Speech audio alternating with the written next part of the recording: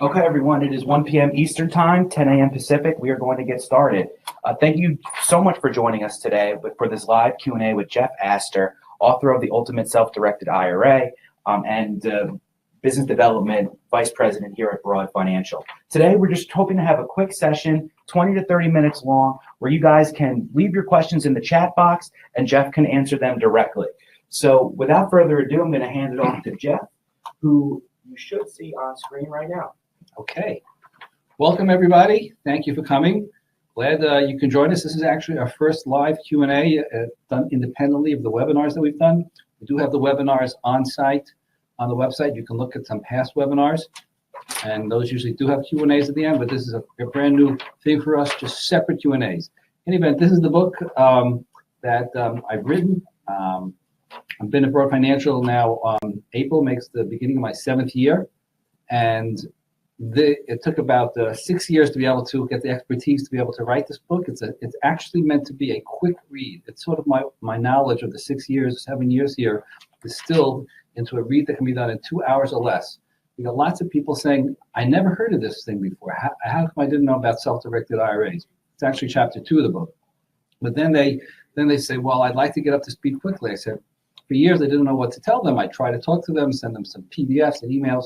Then I realized, let's make a book. So the truth is, I did this book, and we did it in unison with the other experts here at Broad Financial, including other salespeople and customer support and executive and attorneys. So we made sure that everything here is in line with accepted ideas and so forth. But anyway, the Self-Directed IRA Handbook, the Ultimate Self-Directed IRA, it's available.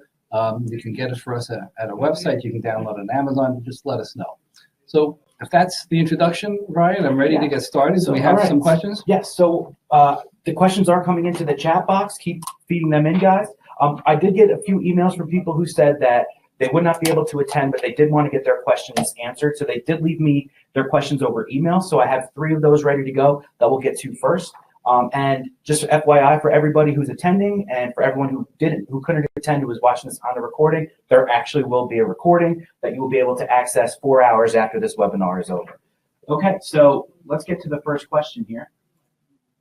It was left by Jason V, who asked, if I open a self-directed IRA, do I need to roll over all of my IRA funds? Good question, Jason. Very common question. And the answer is happily no. You can do it as flexibly as you wish. You can move over all your funds. You can move over part of your funds.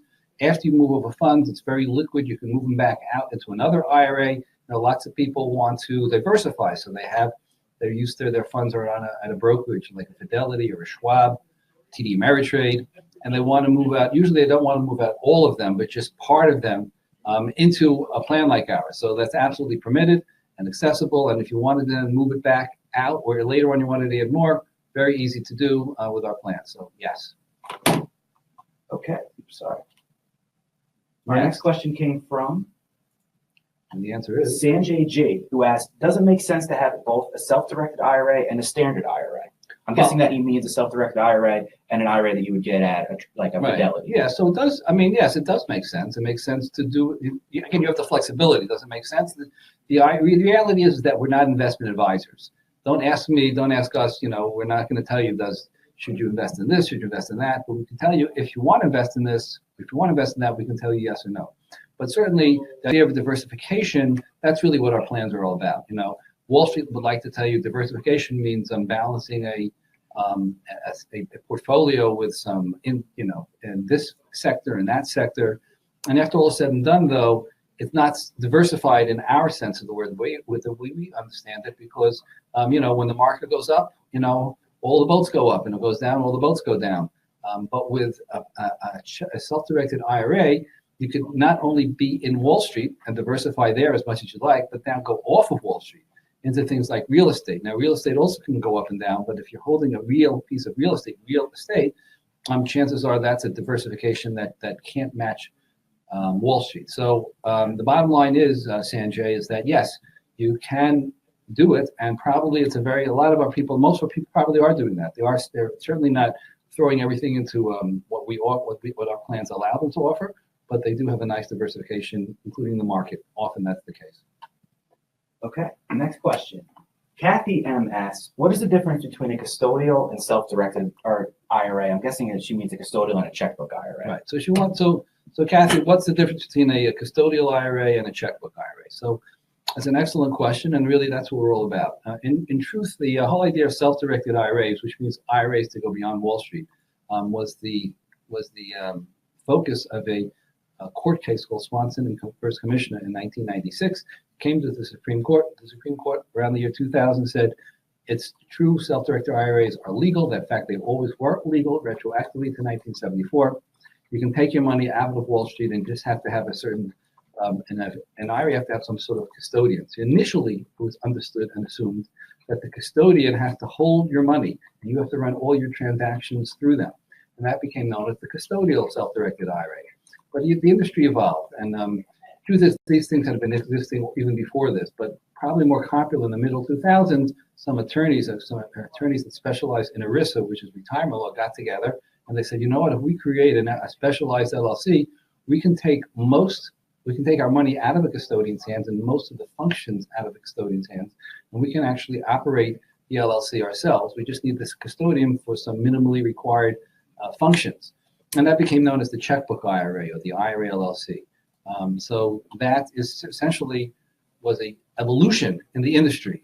Around 2008 and 2009, when the market really dropped, that's when Broad Financial, the owners, realized that they too had lost some money in the Wall Street market, and they said, you know, we know real estate. Why are we stuck in Wall Street? We wish we could invest our retirement funds in something other than Wall Street. So they discovered these things for themselves.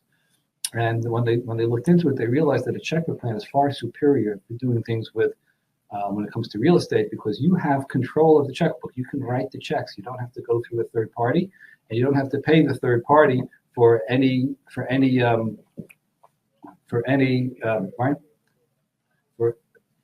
Look over there. You don't have to pay the third party their fees and so forth. So yes, a checkbook plan and a custodial plan, very different, have different functions. One of the unique things about Broad Financial is that we can offer both. We actually our sister company, Madison Trust, can serve as a custodian. And that means that they will, we're not going to pigeonhole you into a checkbook or a custodial plan. That's a unique thing in the industry here. When is a checkbook plan better? When is a custodial plan better? So Madison Trust, basically, if you have a one-time lump sum, you're not going to be managing the real estate. You want to give it to somebody else, and they're going to be investing it for you. You get a check one time, then that would be the way to. Then Madison Trust has a one-time low setup fee, and even though they have transaction fees, if you're only doing a one-time lump sum, then you're not going to be hit with any transaction fees. In a checkbook plan, it costs more initially to set up, but since there's no transaction fees and since you have control, it's classic, and a much better option in terms of a real estate investment that you're managing. Okay, sorry for the interruption with the phone, everybody. So the next question is coming from Aryo Nuri, who is asking, please review the process of investment in real estate with the self-directed IRA. Please clarify if the property is a rental one, what happens to the income via the tax, vis-a-vis the tax laws after you reach the age of 70 and a half. Okay, one bunch of questions there. The basic process, and the person's name again is Aryo, A-R-Y-O. Aryo. So the basic process, Aryo, is that we create something called an IRA LLC. That's a specialized LLC that can hold IRA funds. This is what's going to give you the checkbook control. We have to create it because it has to conform to the IRS code. We create it, we send it to you, you take it to a bank of your choice. We have people at hundreds, maybe thousands of different banks. I have one of these, mine's at Wells Fargo. Whatever it is, you find the bank, you set up the LLC there, and then our sister company, Madison Trust, will roll your funds into that LLC. They do it because when they do it, it doesn't trigger any taxes or penalties. That process typically takes 2 to 3 weeks. There are ways to potentially expedite that, but there is a process involved in creating the LLC, getting it to you, and getting your money rolled over. So 2 to 3 weeks later, now you have your money inside an LLC bank account. It looks and quacks like a regular bank account, but reality, it's all under the umbrella of an IRA. So all your gains or your profits, whether it's from rents or it's from sales, are going to come back tax sheltered. So in essence, now you can go find a deal, sit down at the closing, and write a check from this account. Now, whenever you have an expense related to the property, let's say it's a rental property, you're going to take your checkbook out and pay the utility man, pay the repair person. pay the contractor. And when the renters have checks, they're actually going to make a check out to the LLC. They're not going to make it out to you personally. They're going to make it out to, REO's LLC, whatever you decide to call it. And then you're going to take that, deposit that back in the bank, and that keeps everything tax sheltered. That can go on for years and years and years. Now, as you asked about what happens at 70 and a half, so and this is an IRA like every IRA. This is not different, no different rules in terms of, the basic structure of it. So the basic structure is that 70 and a half, you have to start taking out required minimum distributions. Those vary from person to person, depends on your age. It could be 2%, 3%, could be more, 5%, depending on various factors. And the way you would figure it out in a checkbook IRA with a piece of real estate, and there are several pieces of real estate, is you're going to find out what is the value of the real estate. You get a realtor to say, this is worth $100,000. You got to put it on a piece of paper, and you tell us. Now you have $100,000 of asset in your IRA. Maybe you have $50,000 of cash. So you now have $150,000 at age 70 and a half. You might have to take a 2% again, 3%, 5%, whatever it is. You'll work with us. You'll tell us the numbers, and we'll do the reporting to the IRS so they know exactly, and they'll know exactly how much you've taken out in terms of the required minimum distributions and what taxes are owed. So really, it's not any different than a regular IRA. The difference here is that the valuation of the value of the property is part of the process, and that just gives you a number that you work with to create an RMD. Okay, a question from Donna who asks, what if you have a lot of stocks in your regular IRA or Roth rather than just cash funds? Why? What was the question again?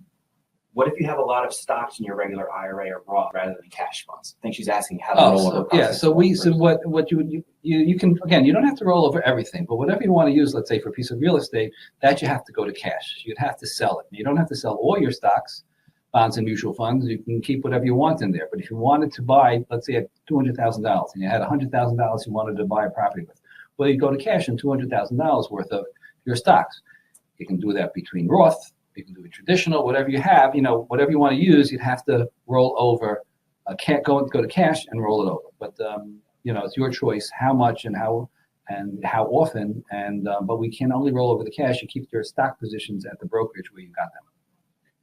Hassan asks, can an active 401k be also partially in a self-directed IRA? Can an active 401k be partially in a self-directed IRA? I'm not sure I understand the question. If you're talking about a 401k at work, so many people call up and they say, I have a 401k at work, can I use it? And the answer is that you have to ask the plan administrator or the person there in charge of the retirement plans. Generally speaking, companies that you work for do not allow you to roll out the money while you work there. They have a legal basic right to do so. Once you no longer work there, then they have no legal right to hold it back. Then you can roll it over. But there are exceptions to the rules. So some of you people that call us up, and even though they work for a company, it turns out that they do have access to their funds to roll over, at least part of them. So it's worth a question. So if that's what you mean by an active 401k, you can't roll it into the IRA, but you could go, if your company allows you to go to cash, you can roll it into one of our plans and now becomes part of the IRA. I think that's what the question was. Okay, so this is a different Donna. This is Donna S. asking, if you invest in a home and rent it out, and then you need to start withdrawing, are there creative ways to pull out the money without actually selling the house? Oh, yeah. Well, Donna asked, I guess Donna's asking if you reach 70 and a half and now you have required minimum distributions, and let's say you have a $100,000 house and you have, whatever cash you have in there, you can now take the cash that's in there and pay off take your distribution that way. What you might be asking, and what people don't realize, is that even though if this particular IRA incurs, let's say, a $5,000 RMD, required minimum distribution, it incurs that, and you don't have the $5,000 cash in this IRA, what people don't realize is that you don't have to take out the $5,000 from this IRA. It could be from another IRA or another retirement plan. You could do the RMD through whatever retirement plans you have. You're not limited to this one. And if your question is, if all your plans together, you don't have it, and now you have $5,000, now you have $5,000, but you don't have the cash in this plan to pay it off, but you have the house, you have to sell it, call us up. There are ways around that, but it's hard to give a general picture about what those are, but we can discuss it with us. Basically, one of the really nice things about Broad Financial is that we do have an A+ with the Better Business Bureau. We've always had an A+, unlike others out there, and that means when you have a question, we can answer your question. And if there's any way we can help you to give you advice about how to come up with that extra 5,000 or whatever it may be, we can usually do so. But it's usually has to be discussed case by case, but there are some strategies to do so. Terry R asks, can we hold our own precious metals with a checkbook IRA? Classic question, Terry. So there is some controversy and there's some gray areas about this. The IRS basically says that most things, for sure, everybody agrees, have to be held at some sort of vaulted solution, something like the Delaware Depository or the Brinks. There's discussion about coins, certain coins.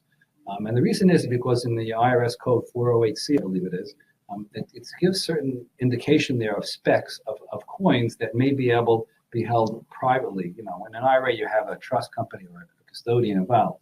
The custodian doesn't necessarily have to hold it, but they do have to be involved. In short, the specs describe what's clearly, what's known as American Eagle coins. And it makes sense because the U.S. government would say, let's make an exception to the rule. Let's give you, if you buy our coins, we give you certain freedoms that we wouldn't allow otherwise. So there are attorneys that say, a lot of these things, by the way, in the IRS there are gray areas. And it's up to attorneys that specialize in ERISA and retirement law, how to interpret them. But basically, there are attorneys that say that you can hold American Eagles physically in your house or at a safety deposit box at a bank because the code allows for Eagles. Now, some have said it's broader than Eagles because the code doesn't say Eagles, it says the specs. And if that's the case, then maybe this applies to buffaloes and cougarans and polar bears. I've had some in-depth conversations with some people about this.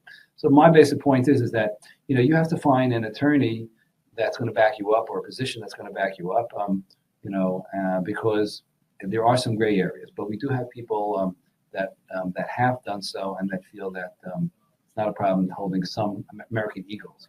That would be the conservative position, that if you can hold anything, it's the Eagles. Okay, this is the second question from Donna P. Do you do Roths? And if not, why not? No, we do, Donna. Donna, we do Roths. Basically, you can set up an IRA as a Roth or a traditional. Actually, you also have an option of a SEP or a simple. But a Roth means, for those who don't know, that you've paid the taxes now. And the advantage of a Roth is that now that you've paid your taxes, your profits, and not only do your profits come back, well, let's take a step. When you pay now, that means that your money isn't merely tax deferred. You not just have to deferring taxes till age 7.5. Your money is now tax free. And the great thing about a Roth is not only is the principal tax free, but so does the profit. So if you made $100,000, had $100,000 property and it made $100,000 in profit, over X amount of years, in a Roth, you don't own a penny on that $200,000. In a traditional, at age 7.5, you're going to have to take out, as we just discussed, a certain percentage of it. So it's tax deferred. It's still a wonderful thing. It's still a great way to build up wealth. You can buy and sell without paying the taxes, have a greater buying power. But a Roth does have the advantage of being tax free, not just tax deferred. And yes, we do set up the Roth. It doesn't cost any more to do so. Question from KC, who asked, if I start out with a checkbook self-directed IRA LLC and decide I don't need the checkbook features, can I revert back to Madison as the custodian and close the LLC? Yeah, absolutely. That's one of the flexibilities of our company, of having two companies in one. So you could always close down the LLC, move your money back to Madison, and invest as to a custodian. Absolutely. Terry R. asked a second question. Can I use my credit union for my LLC? Yeah, we have lots of people setting up at credit unions. So basically, you got to ask them, do you set up an LLC checking account? And I think 98% of the places will say yes. And as long as they do, it shouldn't be a problem. If it is sometimes the person in the credit union, the bank doesn't understand necessarily. They've spoken to me or to some of our people who got some support. But basically, for the purpose of the bank or the credit union, this is just another business account in the name of an LLC. They don't really have anything. They don't have anything to do with the IRA part that's behind the scenes here. Question from John W., who asked, if I buy a property via the LLC, can I reside in it 15 years later in retirement? Well, you can't reside in it 15 years later, 15 million years later if you live that long. But there is a way around that, and that is taking the property as a distribution. As long as the property is inside the IRA, you can make personal benefit of it. That means living in it. But it's one of the most common questions. It's one of the first examples in my book here, about the couple that finds the really nice beachfront property and they look, wow, 5-10 years from now, I'd love to live there, but I don't have enough money right now I want to still make some money, have my IRA. So they use the IRA to buy the property. They make hopefully some nice rental income over the years, 10 years later. Then they say, you know what? Now I want to live in it. So they come to us and they declare the value of the property distributed. And once it's fully distributed, then you can live in it. As a side strategy, people will do it piecemeal. They'll year by year pay some of the distribution until the property is 100% distributed, and only then can you live in it. But that's the way to do it. There's no rule that 15 years later you can live in it. It depends when you distribute the value of the property. Another question from Hassan, who asks, can you mix Roth and regular IRA funds for a self-directed IRA? Well, Hassan, you need two IRAs. IRAs are individual retirement accounts. So you need one for the Roth money, one for the traditional money. But yes, you could co-invest those. You could combine those into one property, and then you'll just keep track of if it's a 50% Roth, 50% traditional. 50% of your profits are tax-free and 50% are tax-deferred. But you can combine them into one property, but you will need two IRAs. Scott asked, if I have a self-directed IRA LLC, will the IRS allow this? I think he's asking from previous question from Donna, who asked if there was creative ways to pull out the money without actually selling the house. So the answer is yes, because he has an IRA LLC. So everything that you described would apply to him because he already has an IRA LLC. Okay, next question. Alex. Alex asked, I believe the question was regarding rent distribution from a rental property bought with a solo 401k. It's the same thing, right? Well, I mean, with the solo 401k, which we also offer, instead of an LLC, we create a trust, and the trust then is at the bank, and the trust pays the bills, and the renters pay the money to the trust, and that money goes right back into the trust, and that keeps everything tax sheltered or tax-free for Roth. Another question from Donna P. If you buy real estate with funds from your IRA, does the IRA own that piece of real estate? Yeah, well, Donna, does the IRA own the piece of real estate? The structure's like this. You've got the IRA, which Madison Trust is the custodian of. The IRA then owns the LLC.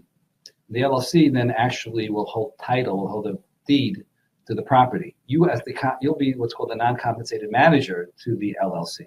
But the LLC owns the property. That's what will be titled under. And the IRA owns the LLC, so that means everything that happens in the LLC is really tax sheltered. It's under the IRA, but technically, the LLC is what's on the deed. KC has a second question. If you have an inherited Roth and an individual Roth, how can they be used, or how can they be combined and used? The same idea, but Terry? Casey. Casey, same idea, Casey. You need two IRAs. You need a Roth. For an inherited IRA, it needs its own IRA, whether it's Roth or traditional. If you also have a Roth, or whether it's inherited or not, you'll need another IRA. Maybe you have 3 or 4 IRAs you might need. Whatever you need, once they're set up, you can flow them into one property and buy that one property. We often recommend creating what we call a sub-LLC. So let's just take the simple case. Let's say you have an inherited IRA and a Roth IRA and you want to buy a property. So you'll create a sub-LLC that's a regular LLC. You don't need us to create. We can create them, but you don't need us necessarily. They'll have 2 members. One member will be the IRA inherited LLC, and one member will be the Roth IRA LLC. You put those as members into the sub-LLC, then the sub-LLC owns the property. All the profits will come back into the sub-LLC and then flow back to their original IRAs for tax purposes. David asks, do I need a separate LLC for each investment, like commercial real estate deals? No, you don't need, what we would create is one IRA LLC. That one IRA LLC can have multiple properties. I think I spoke to a guy with 30 or 40 properties. What some people recommend, and what you might want to do, is then create an individual regular LLC underneath it, like one of these sub-LLCs you just spoke about. So you might have, let's say, 5 properties in your IRA LLC or the mother LLC. And each one, you'll create a separate LLC underneath it. Why? Because that cordons off the liability into that sub-LLC. Otherwise, you have 5 properties in one LLC and there's a lawsuit against one of them. In theory, the other 4 can be exposed. The one who's making the lawsuit can take money from the other 4. That's a risk. And I'm not sure how common it is, but it is a risk to consider. So that's why there are people, when they buy multiple properties within the IRA LLC, they create a regular LLC for each one, and you can do that with our plan. John W. asks, can a property be bought using my and my spouse's IRA in the LLC or a separate LLC? So that's similar to, John, all these things are the same thing. You could have a spousal IRA, what this type of IRA, you can have different types of IRAs. Again, Roth, traditional, husband, wife, you can have any combination thereof and co-invest them. That's actually a chapter in my book here. I have a chapter just on co-investing. Where is that? That is here in chapter 12 of the book. We have a chapter on co-investing, but that's the idea. You can have multiple IRAs. You might need multiple IRAs because you're a husband and a wife, and the I in IRA stands for individual, but you can then co-invest them into one property, not a problem. Hassan asks, is there a 5500 type reporting for self-directed IRA? Well, the reporting for the IRA, which is done through our sister company, Madison Trust, is called a 5498. Not a tax report. Tax reports are not relevant to IRAs. They're tax sheltered. But it's called a valuation report, the 5498. They want to know the value of the IRA from year to year. The 5500, which you seem to allude to, is a similar idea of a report that's necessary for a solo 401k. And that's only if you have 250,000 or more. But anyway, there's two reports the IRS wants to know from year to year with these plans: a 5498 for the IRA and a 5500 EZ for the solo 401k. Joseph L. asks, can a 401k and regular IRA be combined into one self-directed IRA? Say the question again. Can a 401k and a regular IRA be combined into one self-directed IRA? Yeah, you can consolidate. A lot of people, they have, again, the 401k is probably not at your current job. It's got to be from a previous job. And you have some IRA money. You can consolidate 401k money and IRA money into one self-directed IRA. They now take on the characteristic of IRA money and take from there. By the way, that's very fluid. 401ks and IRAs, if they're both traditional, for instance, they can go back and forth, and they do all the time. That's not going to be a problem. Okay, guys, we are running low on time. We might have time for one or two more questions. David S. asks, regarding the need for annual valuations for commercial investments, how formal do they need to be? Would a listing of comps, including the investment property, suffice? In most cases, you're certainly in a non-distribution year. Basically, what he's asked, what's the first name? David. What he's asking is when you report to the IRS once a year on the 5498 or the 5500 EZ, when it's a non-distribution year, you don't even you need a comp. You just tell us, like you brought Madison, you'll tell us that they have a $100,000 property. And since there's no taxes taken out, that will suffice. In a year where you do have to take a distribution, whether you're 70 and a half and you're voluntary, yes, then a comp will do. It should, in most cases, a comp will do. You'll talk to customer support here if you're the exception, but basically a comp will do. A comp is basically a letterhead. A local realtor has letterhead and says this property is worth X amount of dollars. Don P.S., can you quit claim a property you own free and clear to this kind of IRA? Is there any advantage, disadvantage to this? Well, that again, we're getting more into some details here that I would prefer to talk case by case. So we're going to pass on that question for right now. Okay. Casey asks, LLCs in California are expensive. If I'm investing in property in Pennsylvania but live and file taxes in California, can I set up the self-directed IRA LLC in Pennsylvania? Casey, yeah? Yes. Yeah, well, Casey, we have a lot. We probably California clients more than anybody, or as much as anybody. And I feel like I have to get my therapy hat on when I talk to them because of the taxes.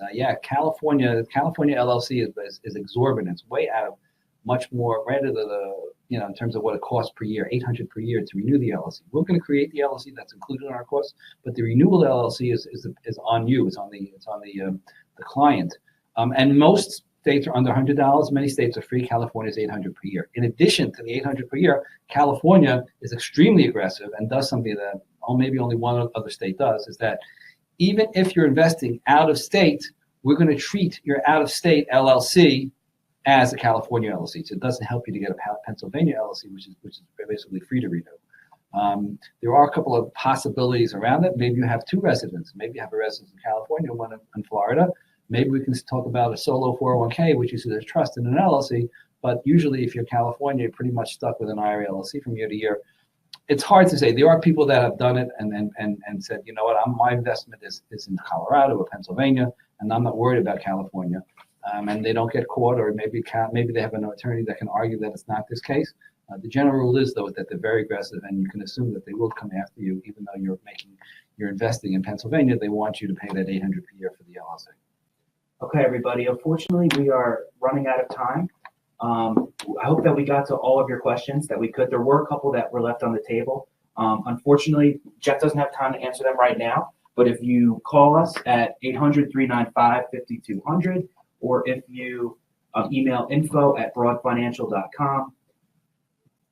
Bring it up on the screen right now. I also want to mention the book. If you come on our website, you can order a free copy of the book. Yes. There's a link on the website. We're happy to just give us your name, your address. If you have a friend, we're happy to send them out. Really great book to get you up to speed if they're new to this. And then if you have more depth in detail, just call us in. We have a whole staff here of reps, and we're happy to chat and bring it up to the next level. Please email any more questions directly to us at info@broadfinancial.com. And also, right now, we're having a tax season sale up until April 15th. You can get $200 off your setup fees for a self-directed IRA or solo 401k. The offer is on the right side of your screen. Please use promo code TAX200. And again, everyone, thank you for joining. We're hoping to do more of these in the near future. And again, reach out to us with any more questions you may have. Okay. Thank you very much. Thank you, Brian, for setting this up. It wasn't easy. We'll see you next time. Thanks, everybody.